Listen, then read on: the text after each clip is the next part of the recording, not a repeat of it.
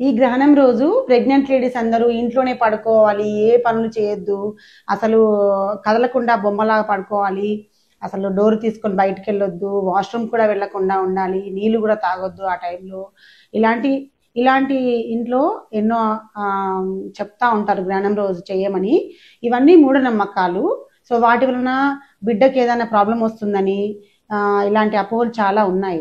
అంటే తను pregnant lady cut చేసినట్టయితే బిడ్డకు ఇక్కడ మూతి దగ్గర క్లెఫ్ట్ లిప్ ప్యాలెట్ కట్ అవుతుందని చెప్పి, లేకపోతే గొల్లం పెట్టినట్టయితే బేబీకి ఏమో మరకలు వస్తాయి ముఖం మీద అని చెప్పి ఇలాంటి అపోహలు ఉన్నాయి.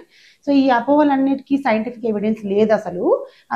క్లెఫ్ట్ లిప్ ఇక్కడ కట్ అవ్వడం అనేది కొన్ని రకాల అనామలీస్, అవి డెవలప్మెంటల్ అనామలీస్ అన్నట్టు.